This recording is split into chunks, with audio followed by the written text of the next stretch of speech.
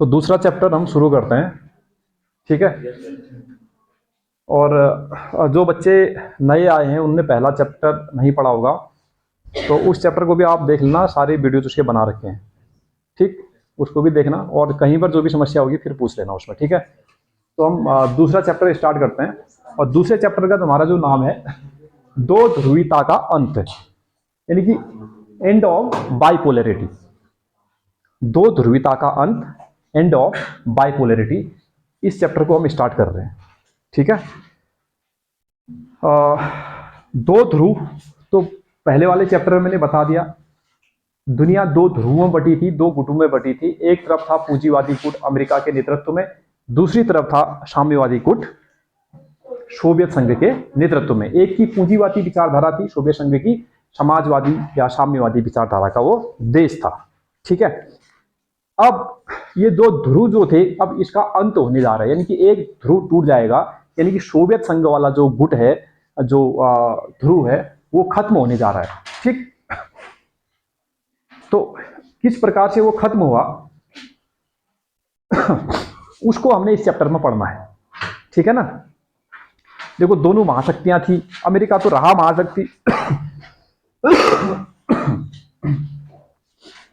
लेकिन एक जो दूसरी महाशक्ति थी वो टूट गई।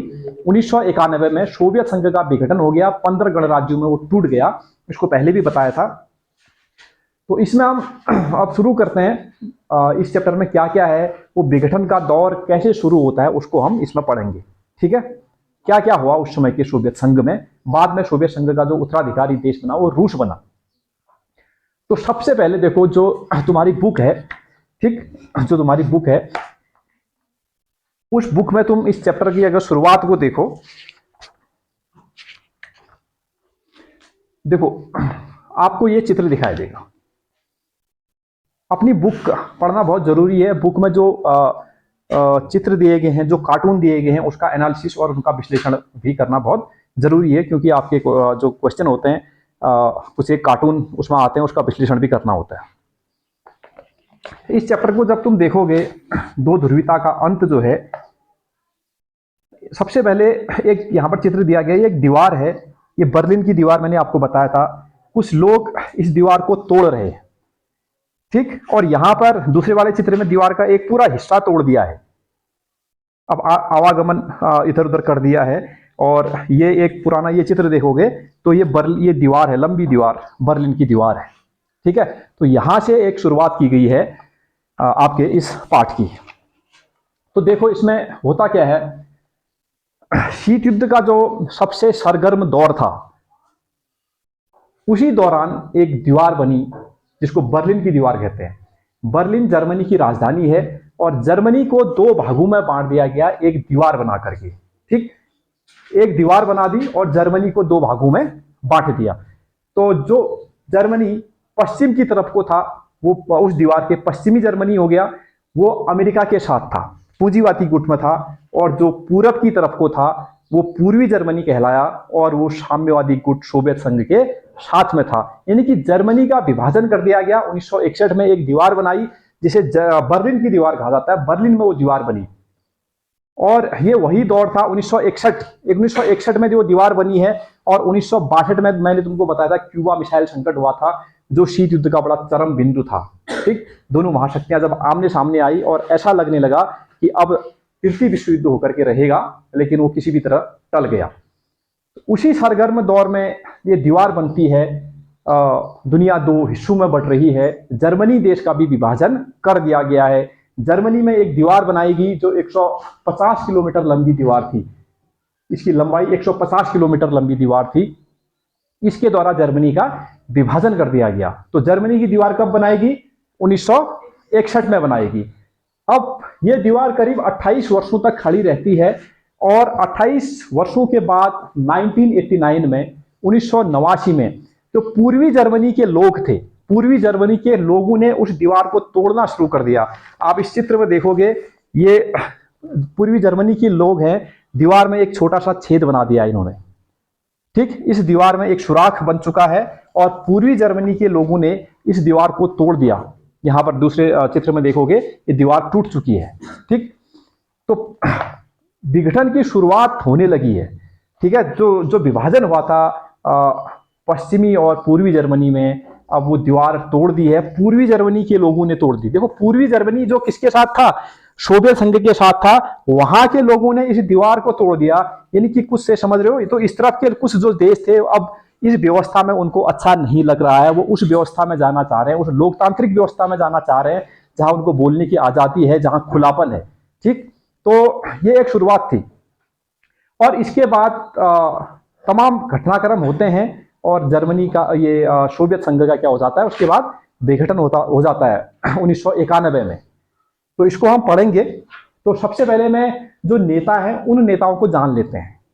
तो जो नेता यहाँ सोवियत संघ में जिन्होंने शासन किया उन नेताओं का एक क्रम हम देख लेते हैं, कौन कौन नेता यहाँ पर थे। ठीक है, तो उसके बाद फिर हम पढ़ेंगे सोवियत सिस्टम क्या है, सोवियत प्रणाली क्या है। तो देखो, इसमें सबसे पहले मैंने नाम लिखा है व्लादिमीर लेनिन का। ठीक, देखो व्लादिमीर लेनिन को मैंने आपको पहले भी बताया था जब मैं समाजवाद, साम्यवाद, पूंजीवाद वाला लेक्चर में आपको पढ़ा रहा था। जब कार्ल मार्क्स ने साम्यवाद की विचारधारा दी और पहला देश तो साम्यवाद को धरातल पर इंप्लीमेंट करने वाला देश कौन था, वो सोवियत संघ ही था। और उस समय सोवियत संघ का नेता कौन था, व्लादिमीर लेनिन था। 1917 में उसने रूसी क्रांति हुई जिसे बोल्शेविक क्रांति कहा जाता है। बोल्शेविक क्रांति का मतलब बहुसंख्यक होता है। बोल्शेविक मतलब बहुसंख्यक, जिसमें मैंने कहा बहुसंख्यकों की जीत होती है, सर्वहारा वर्ग की जीत होती है। तो इसमें बहुसंख्यक वर्ग की जीत हुई और गरीबों का, श्रमिकों का, मजदूरों का नेता उभर करके आया व्लादिमीर लेनिन। उसने कार्ल मार्क्स के साम्यवादी सिद्धांत को सोवियत संघ में इंप्लीमेंट कर दिया और व्लादिमीर लेनिन यहाँ का नेता बना और कम्युनिस्ट पार्टी की स्थापना हुई। 1917 से 1924 तक इसका शासन चलता है और पूरे दुनिया भर में साम्यवाद का एक प्रेरणा स्रोत के रूप में व्लादिमीर लेनिन को माना जाता है। तो ये पहला नेता था सोवियत संघ का, साम्यवादी शासन का, है ना। अब उसके बाद इसका उत्तराधिकारी जो आया वो आया जोसेफ स्टालिन। ठीक, जोसेफ स्टालिन का जो शासनकाल रहा 1924 से 1953 तक इसका शासनकाल रहा। तो इसने अपने शासनकाल में औद्योगिकरण की दर जो है उसको तेज किया और बलपूर्वक जो सामूहिक जो खेती होती थी, सामूहिक खेती करवाई। और इसी के दौर में दूसरा विश्व युद्ध भी हुआ था 1945 में, खत्म हो गया ना 1939 से। और दूसरे विश्व युद्ध में जीत का श्रेय भी इसको जाता है, जोसेफ स्टालिन को। और ये बड़ा क्रूर शासक के रूप में भी जाना जाता है। मास किलिंग, एक बड़े स्तर पर नरसंहार भी इसने किया। इस पर बहुत सारे आरोप लगते हैं क्योंकि ये जो इसके विपक्षी होते थे, जो पार्टी में इसके विपक्षी होते थे या विरोधी होते थे इसी दल के, उनको कुचलने के लिए इसने बहुत ज्यादा इस पर आरोप लगते हैं, बहुत गलत तरीके से इसको कुचला। अब तीसरा नेता निकिता क्रुश्चेव, ये नाम सुना सुना लग रहा होगा। क्यूबा मिसाइल संकट में इस नाम को मैंने आपको बताया था। क्यूबा मिसाइल संकट जब हुआ था 1962 में, तीसरा नेता निकिता क्रुश्चेव है। ये वही निकिता क्रुश्चेव क्यूबा मिसाइल संकट में जिसने क्यूबा में अपनी मिसाइल रख दी थी। ठीक है, और निकिता क्रुश्चेव पश्चिम के साथ शांतिपूर्ण अस्तित्व पर बात भी करते थे और स्टालिन का जो नेतृत्व करने की जो शैली थी उसका इन्होंने विरोध भी किया। उसके बाद अगले नेता आते हैं लियोनिड ब्रेजनेव। उनका शासनकाल 1964 से 1982 तक रहता है। तो अब इस दौर में क्या होता है ना, पश्चिम के साथ कुछ अच्छे संबंध यानी कि शांतिपूर्ण अस्तित्व के बातें होने लगी है इनके दौर में। तो लियोनिड ब्रेजनेव आया। तो इन्होंने जो हंगरी में जो विद्रोह था उसका भी दमन इन्होंने किया, लियोनिड ब्रेजनेव ने। तो उसके बाद देखो इन्हीं के शासनकाल में 1979 में एक चीज और हुई, अफगानिस्तान पर आक्रमण भी हुआ, अफगानिस्तान पर हमला भी किया सोवियत संघ ने। ठीक है, तो ये भी उनके शासनकाल में हुई है 1979 में। फिर अगला नेता आता है मिखाइल गोर्बाचेव। देखो मिखाइल गोर्बाचेव, अब ये स्थितियां, लोग बड़े परेशान होने लग गए इनके शासन का, मतलब सोवियत संघ में। मिखाइल गोर्बाचेव ने अब कुछ सुधारों की बात की यहाँ पर। ठीक है, आर्थिक सुधारों की बात की, राजनीतिक सुधारों की बात की। अब लोग तो आर्थिक और राजनीतिक सुधार चाहते थे, लेकिन जो इसके पार्टी के लोग थे वो नहीं चाहते थे। क्योंकि उनको तो जो सत्ता दल के लोग थे उसमें सत्ता में मजा आ रहा था, उनको कोई परेशानी नहीं थी। आम जो नागरिक थे उनका जीवन कष्ट में जा रहा था। तो ये बेचारा दोनों तरफ से खींचतान में फंसा हुआ था। जो इसकी सत्ता के लोग थे इसका विरोध करते थे आर्थिक सुधारों का, और ये आर्थिक सुधार करना चाहता था, लेकिन उस स्तर से आर्थिक सुधार नहीं हो पाए और लोग परेशान हो गए। तो भाई इनने कहा था आर्थिक सुधार करेंगे लेकिन हो नहीं पा रहे हैं। इसी दौर में सोवियत संघ के जो लोग थे, जो उनके गणराज्य थे, आक्रोश पनपता है, स्वतंत्रता की अवधारणा आती है और जगह जगह से बिखराव शुरू होता है, टूटना शुरू हो जाता है। इसको हम पढ़ेंगे। और ये अंतिम राष्ट्रपति भी था। मिखाइल गोर्बाचेव जो था सोवियत संघ का अंतिम राष्ट्रपति था। अंतिम राष्ट्रपति यही था, मिखाइल गोर्बाचेव। ठीक है। उसके बाद इसी के शासनकाल में 1991 में सोवियत संघ का विघटन हो जाता है और सोवियत संघ के विघटन के आरोप भी इस पर लगते हैं। और इसका जो नया गणराज्य बने उसमें से जो सबसे बड़ा गणराज्य और पावरफुल गणराज्य जो था वो रूस बन के उभर करके आया। और ये बोरिस येल्त्सिन, अब बोरिस येल्त्सिन जो है, बोरिस येल्त्सिन रूस का राष्ट्रपति बना। ये भी ध्यान रखना है, जो बोरिस येल्त्सिन था ये कहाँ का राष्ट्रपति बना? रूस का। अगर आपसे पूछा जाए रूस का पहला राष्ट्रपति कौन था तो बोरिस येल्त्सिन था। अगर आपसे यह पूछा जाए सोवियत संघ का अंतिम राष्ट्रपति कौन था, मिखाइल गोर्बाचेव था। ठीक है। ये अब रूस स्टार्ट हो गया है और ये पहला राष्ट्रपति है बोरिस येल्त्सिन। और बोरिस येल्त्सिन उन नेताओं में से था जिन्होंने सोवियत संघ की सबसे पहले विघटन की घोषणा करने वालों में बोरिस येल्त्सिन भी था। और रूस का आजकल राष्ट्रपति देखें, जो शासक देखें, आजकल कौन है रूस में? पुतिन, व्लादिमीर पुतिन है आजकल, व्लादिमीर पुतिन है। ठीक है ना। तो ये भी ध्यान आपको रखना है। ये कुछ नेताओं का क्रम था जो मैंने आपको बताया। तो आपका जो पहला जो हेडिंग है वो है सोवियत प्रणाली, यानी कि सोवियत सिस्टम। तो सोवियत प्रणाली क्या थी, इसको थोड़ा सा हम अब इसमें समझते हैं। मैंने कुछ की पॉइंट आपके लिए यहां पर लिखे हुए हैं। तो देखो, सोवियत प्रणाली, अगर आपने मेरा समाजवाद, साम्यवाद, पूंजीवाद वाला अगर लेक्चर देखा है तो आप इस सिस्टम को पूरी तरीके से समझ जाओगे। ठीक है। मैं आपको ये बता रहा हूं बार बार, जो सोवियत संघ था, सोवियत संघ किस विचारधारा का देश था? साम्यवादी विचारधारा का देश था, समाजवादी विचारधारा का देश था।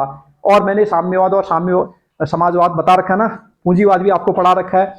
तो जो भी मैंने कैरेक्टरिस्टिक्स, जो गुण समाजवाद के मैंने बताए थे, वही सिस्टम यहां भी लागू होगा। मतलब इसकी प्रणाली कहने का मतलब है समाजवादी सिस्टम में जो चीज लागू होती है वही इसकी भी प्रणाली होगी, है ना। वो चीज मैं पहले ही बता चुका हूं आपको। देखो, जो ये सोवियत प्रणाली थी, सबसे पहले तो सोवियत सिस्टम समाजवाद पर काम करता था। ठीक, समाजवादी सिस्टम होता था यहां, नंबर एक बात। अब समाजवादी सिस्टम में इक्वलिटी की बात रखती है और समाज में समाज की बात ज्यादा करता है, यानी कि व्यक्ति से ज्यादा समाज का महत्व वहां पर होता है। और मैंने तुमको ये भी बताया था, तो जो समाजवादी प्रणाली होती है वहां राज्य को सबसे ज्यादा महत्व दिया जाता है और राज्य के नियंत्रण में ही सभी राज्य के संसाधन होते हैं। खेती हो, फैक्ट्री हो, मिल हो, मजदूर हो, वो सब किसके नियंत्रण में होते हैं? वो राज्य के नियंत्रण में होते हैं। ये बताया था। तो यहां भी वही था, समाजवादी सिस्टम पर ये व्यवस्था टिकी हुई थी और सब कुछ राज्य के नियंत्रण में था। जो राज्य की जो संस्था या एक पार्टी होती है, यहाँ कम्युनिस्ट पार्टी थी, कम्युनिस्ट पार्टी यहाँ की धुरी थी, तो एक ही पार्टी को यहाँ महत्व दिया जाता है। ठीक है। इस ऐसे सिस्टम में एक पार्टी को, अगर तुम आज भी देखोगे, रूस में देखोगे, चीन में देखोगे, वहां भी एक पार्टी सिस्टम है। एक पार्टी सिस्टम है। आप वहां दूसरी पार्टी का मतलब कुछ नहीं है। अगर कुछ दल विपक्षी भी हैं, वो दल भी ये भी यही कहते हैं हम भी इनके सपोर्टर दल हैं। आपने अगर वहां वोटिंग करनी है, पहले उस पार्टी को ज्वाइन करोगे, उस पार्टी के अंदर वोटिंग होगी। ऐसा नहीं है कि अलग अलग पार्टियां हैं, किसी को भी वोट कर सकते हो, नहीं। आपने उसी दल में जाकर के उसी पार्टी के अंदर वोटिंग करनी है। ठीक है। तो एक दल, एक पार्टी की जो संस्था है उसको महत्व दिया जाता है साम्यवादी सिस्टम में। ये मैंने पहले भी बताया था ना आपको, ये चीजें हैं। और यहां जो होती है, जो विपक्षी दल होते हैं, विपक्षियों के लिए यहां पर कोई जगह नहीं होती है, या विपक्षी दलों के लिए यहां पर कोई जगह नहीं होती है। तो एक party system, single party system यहां पर होता है। ठीक है। समाजवादी व्यवस्था पर, समाजवादी व्यवस्था का मतलब है राज्य के नियंत्रण में, यानी कि राज्य का हस्तक्षेप ही होगा, व्यक्तिगत नहीं होगा। पूंजीवादी सिस्टम का ये विरोध करेंगे, यानी कि पूंजीवादी जो अर्थव्यवस्था है उसका ये विरोध करेंगे। ठीक है। अब अर्थव्यवस्था कैसी होगी यहां पर? ये होगी योजनाबद्ध प्लान्ड तरीके से होगी और सब कुछ सरकार के नियंत्रण में होगी। ये ऐसी अर्थव्यवस्था का विरोध करेंगे जो खुली बाजार प्रतिस्पर्धा पर हो, जो निजी हाथों पर हो, यानी कि पूंजीवादी अर्थव्यवस्था का विरोध होगा इस सिस्टम में। यहाँ सरकारी सिस्टम होगा, सारा कुछ सरकार के नियंत्रण में सब कुछ होगा। पूंजीवादी सिस्टम के व्यापार के लोग क्या होते हैं, विरुद्ध होते हैं। ठीक है, ये एक जनरल इस तरह का इसका सिस्टम था। अब इस सिस्टम में जब देखोगे तो देखो मैंने कहा था ये महाशक्ति है ना, तो ये महाशक्ति क्यों बनी? देखो इनका सिस्टम बड़ा अच्छा था, ये तो बाद में लड़खड़ाया। जब अच्छा सिस्टम होगा इनका, ठीक है, इनकी अर्थव्यवस्था बेहतरीन चल रही होगी। 1930 के दौर में जब दुनिया में महामंदी छाई थी ना, सारी दुनिया पूरा यूरोप तहस नहस हो गया। पूंजीवादी सिस्टम का जो अर्थव्यवस्था थी वो तहस नहस होगी, लेकिन सोवियत संघ की अर्थव्यवस्था जस से तस नहीं, टस से मस नहीं हुई, बिल्कुल बनी रही। तो दुनिया का ध्यान और भी ज्यादा साम्यवादी सिस्टम पर आकृष्ट हुआ और बहुत सारे देशों ने इस सिस्टम को अपनाया। भारत में भी मतलब इस तरह की जो कम्युनिस्ट पार्टी थी उसको भी एक बल मिला, मतलब ठीक है इससे। तो अब कुछ इस सिस्टम की जो अच्छी चीजें हैं जिससे हम ये कह सकते हैं कि ये एक महाशक्ति बना। ठीक है, इस सिस्टम में क्या था, इसकी संचार प्रणाली थी, संचार प्रणाली इसकी काफी उन्नत संचार प्रणाली थी। इसकी ऊर्जा के संसाधनों का विशाल भंडार था, तेल हो गया, खनिज हो गया, लोहा हो गया, इस्पात हो गया, तो बहुत ज्यादा मात्रा में अभी भी है, बहुत सारे देशों को सप्लाई करता है। तो ये इसके भंडार यहाँ पर थे। यातायात बड़ा अच्छा था, चाहे इसका रेलवे हो, आवागमन इधर से उधर जाने के लिए उन्नत यातायात सिस्टम इसके पास था। उन्नत घरेलू उपभोक्ता उद्योग इसके पास थे। इन उद्योगों में छोटी छोटी पिन से लेकर के कार तक की चीजें सोवियत संघ में बनाई जाती थी। ठीक है, हालांकि उसकी जो गुणवत्ता है वो पश्चिमी टेक्नोलॉजी से थोड़ा सा कम रहती थी, लेकिन बनता था इसी सिस्टम में, सब कुछ बनता था इसी बंद अर्थव्यवस्था के अंतर्गत। खुद ये सोवियत संघ वाले बनाते थे, तो घरेलू उद्योग भी इनका क्या था, अच्छा था। नागरिकों को जो बुनियादी सुविधाएं होती हैं, बुनियादी सुविधाएं क्या होती हैं, आपका स्वास्थ्य है, आपका शिक्षा है, ठीक है, ये सारी चीजें यहां पर उन्नत थी। बेरोजगारी न के बराबर थी यहां पर इस सिस्टम में। ठीक, तो समझ रहे हो, ये सारी चीजें अगर हम कहें कि भाई महाशक्ति बनने में, अगर इन 4 पॉइंटों को तुम देखो, ये कुछ ऐसे चीजें हैं जो इसको एक महाशक्ति के रूप में दुनिया में उभार करके रखती हैं, है ना, उभार करके रखती हैं सोवियत संघ में। अब थोड़ा सा हम इसका ड्रॉबैक देखो, मैंने ये भी बताया कोई भी सिस्टम हो, चाहे पूंजीवादी सिस्टम हो, चाहे साम्यवादी सिस्टम हो, कुछ अच्छाइयां होती हैं तो कुछ बुराइयां भी उसमें होती हैं, है ना, ये मैं पहले भी आपको बता चुका हूं। तो यहां अब कुछ ऐसी चीजों की बात करते हैं, इसी सिस्टम की ऐसी चीजों की बात करते हैं जो मतलब आम लोगों के लिए अच्छी नहीं है, है ना। हमको ये दिख रहा है कि यहां तक तो बड़ा अच्छा सिस्टम दिख रहा है। अब देखो क्या हुआ, जो यहां जो पार्टी दल होता था, जो उसके नेता होते थे और जो कर्मचारी होते थे, उनका जीवन तो बहुत अच्छा था, वो बढ़िया जीवन जी रहे थे। सत्ता में बैठे हुए लोग हैं, उनके कर्मचारी हैं, ऑफिसर हैं, उनका जीवन बहुत अच्छा था। लेकिन जो आम नागरिक हैं, आम नागरिकों का जीवन अच्छा नहीं था। वहां पर आम नागरिकों को बोलने की आजादी भी नहीं थी वहां पर। इस सिस्टम में भैया बोलने की आजादी नहीं होती है। बोलने की आजादी तो आपको लोकतंत्र में मिलेगी, आप सरकार की आलोचना कर सकते हैं लोकतंत्र में, आपको कोई कुछ नहीं, वहां पर आपको राइट्स मिले हैं, अधिकार मिले हुए, ठीक है। इस सिस्टम में आपको ऐसे अधिकार नहीं है, आप सरकार की आलोचना भी नहीं कर सकते हैं, सरकार के खिलाफ नहीं बोल सकते हैं।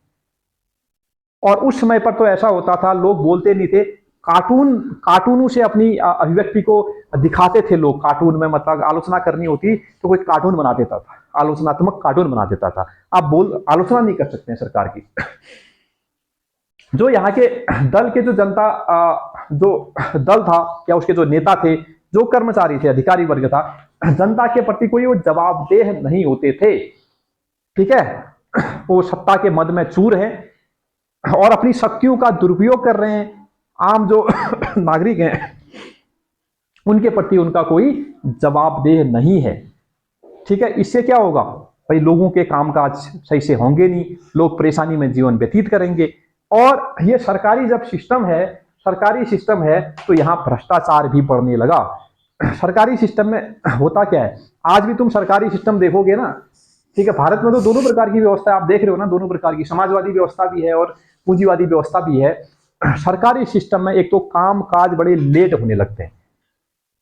अब सरकारी सिस्टम है, उनको वेतन भत्ता सब कुछ मिल रहा है, समय पर मिल जाता है महीने में, वो काम कम करें ज्यादा करें उससे ज्यादा असर पड़ना नहीं है। तो तो होता क्या है, कोई आप एक कागज बनाने के लिए भी जाए, किसी ऑफिस का चक्कर काटें, तो आपको वहां के कर्मचारी मतलब कई चक्कर कटवा देंगे, समय से काम नहीं होगा, है ना। वहीं अगर पूंजीवादी सिस्टम में देखोगे, जो प्राइवेट वाले हैं, आपके घर तक पहुंच जाएंगे काम करने के लिए आराम से, मतलब आपको अच्छी व्यवस्था देंगे, पैसा लेंगे लेकिन व्यवस्था अच्छी देंगे। लेकिन सरकारी सिस्टम में व्यवस्थाएं कमजोर हो जाती हैं, व्यवस्थाएं ढीला पड़ जाता है, तो जवाबदेह नहीं होते, क्योंकि वो सोचते हैं कि भाई सरकारी सिस्टम है, हमें क्या करना है, हमारा तो खुद का थोड़ी है, हमें तनख्वाह मिल रही है, पैसा मिल रहा है। तो इससे क्या होता है, लोगों का कामकाज प्रभावित होता है और लोग काम करने के लिए भ्रष्टाचार भी करते हैं। किसी का काम करना है, रिश्वतखोरी करते हैं, हाँ भैया इतना पैसा लाओ, हम तुम्हारा ये काम कर देंगे, तुम्हारी फाइल को आगे बढ़ा देंगे।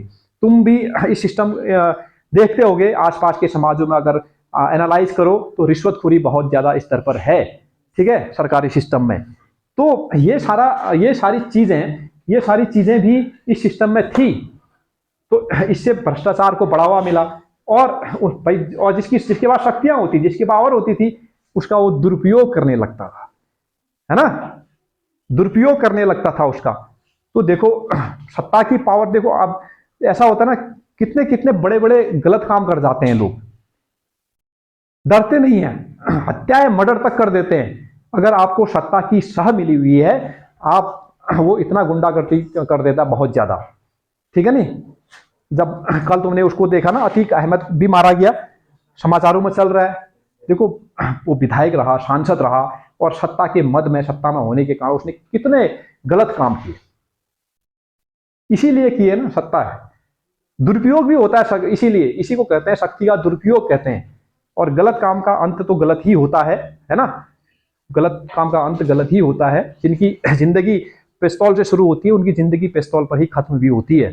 तो ये भी इसको ध्यान रखो, सत्ता का दुरुपयोग नहीं, सत्ता बनी है जनता के लिए, जनता को जो बुनियादी सुविधाएं हैं उसको मुहैया कराने के लिए, उसके लिए हम सत्ता को निर्धारण करते हैं। और राजनीति भी इसीलिए होनी चाहिए। राजनीति किस लिए होनी चाहिए, राजनीति होनी चाहिए कि जनता की जो समस्याएं हैं, उन समस्याएं, उन मुद्दों को लेकर के राजनीति होनी चाहिए, है ना। तो तब तो हम कहेंगे राजनीति अच्छी है। लेकिन आजकल कहा क्या जाता है, लोग अक्सर बातें करते हैं राजनीति बेकार चीज है यार, राजनीति तो गंदी है ना, ये बना दिया गया है गंदी।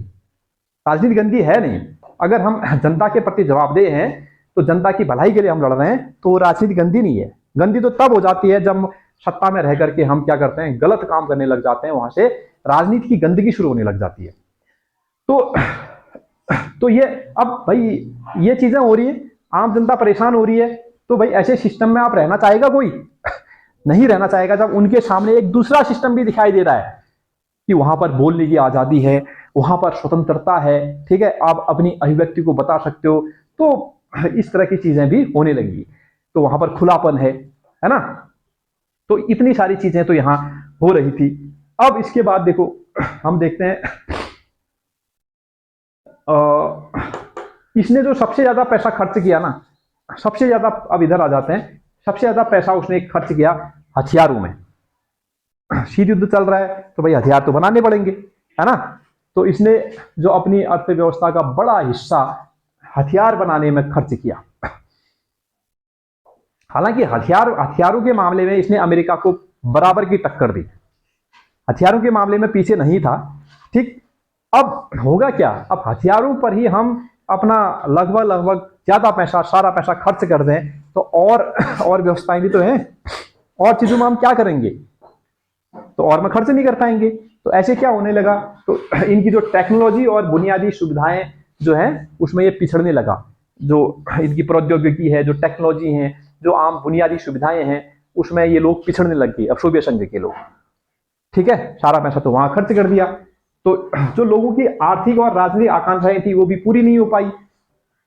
मैंने बताया था, अभी पढ़ेंगे, और गोरबाचेव ने सुधारों की बात करी, है ना, सुधारों की बात करी, हम जो अर्थव्यवस्था को थोड़ा खोलेंगे, पश्चिम का जैसा करेंगे और लोगों को अधिकार भी देंगे, तो ये आकांक्षाएं पूरा नहीं कर पाया, है ना। लोगों को और भी आक्रोश होने लगा, और भी गुस्सा होने लगा।